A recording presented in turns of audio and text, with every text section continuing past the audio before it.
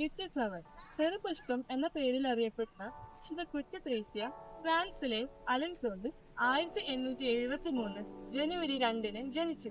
ഒരു മാതൃക ക്രിസ്തീയ കുടുംബത്തിലായിരുന്നു അവളുടെ ജന്മം. അവൾക്ക് 4 വയസ്സായിരുന്നപ്പോൾ തന്നെ അവളുടെ അമ്മ മരണപ്പെട്ടു.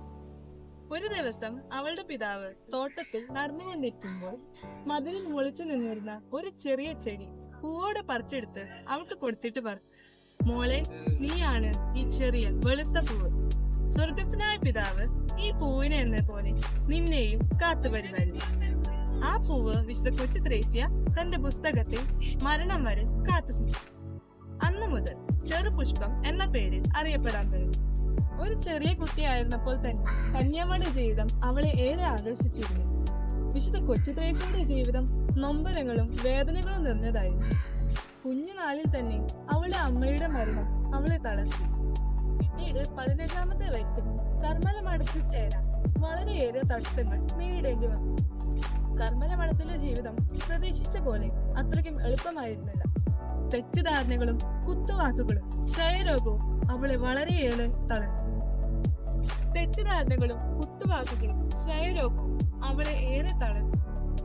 അവളുടെ പിതാവ് ഒരു മാനസിക രോഗിയായി വീട്ടിൽ നിന്ന് ഇറങ്ങിപ്പോയ വിവരം കേട്ടപ്പോൾ എത്രമാത്രം മാനസികമായി തളർന്ന അവസ്ഥയിലായിരിക്കും വിശുദ്ധ കൊച്ചു ത്രേസ്യ ആ കർമ്മല മഠത്തിന്റെ ചുമരുകൾക്കുള്ളിൽ ജീവിച്ചത്. ദൈവവിശ്വാസം പോലും നഷ്ടപ്പെടാനാവുന്ന മാനസിക മുറിവുകൾ ഉണ്ടായപ്പോൾ പോലും അവൾ നോക്കിയത് കുരിശിലേക്കായിരുന്നു. കാരണം കുരിശിലെ ഈശോയ്ക്കും ഉണ്ടായിരുന്നു ആ വേദനകൾ. ഒറ്റക്കൊടുത്ത യൂദാസ്, തള്ളിപ്പറഞ്ഞ പത്രോസ്, ഓടി ഒളിച്ച മറ്റു ശിഷ്യന്മാർ, അവനെ ക്രൂശിലേറ്റുക എന്ന് അലറിയ ജനം.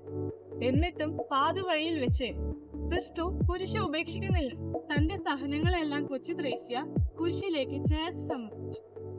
നമ്മൾ ആയിരിക്കുന്ന അവസ്ഥയിൽ നമുക്ക് വിശുദ്ധരാകാൻ സാധിക്കുമെന്ന ഒരു വലിയ സന്ദേശമാണ് വിശുദ്ധ കൊച്ചു ത്രേസ്യ നമുക്ക് നൽകുന്നത്.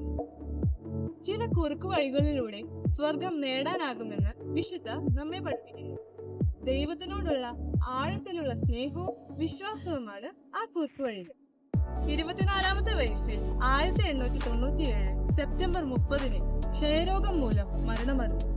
1925 വിശുദ്ധയായി പ്രഖ്യാപിച്ചു.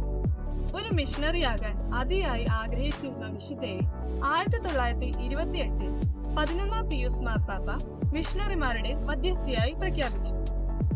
ഒരു കുല റോസാപ്പൂക്കൾ കൈകളിൽ ഏന്തി നിൽക്കുന്ന രൂപത്തിലുള്ള ഒരു ചിത്രീകരണമാണ് സഭ വിശുദ്ധ കൊച്ചു ത്രേസ്യയ്ക്ക് നൽകുന്നത്. എന്റെ സ്വർഗീയ ജീവിതം ഭൂമിയിൽ നന്മ ചെയ്യാൻ ഞാൻ വിനിയോഗിക്കും.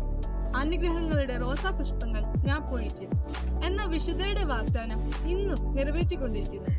ഒക്ടോബർ 1 വിശുദ്ധയുടെ തിരുനാളാണ്. സ്വർഗീയ പൂന്തോട്ടത്തിൽ വിശുദ്ധ ചെറുപുഷ്പമായി നിത്യം ശോഭിക്കുന്നു.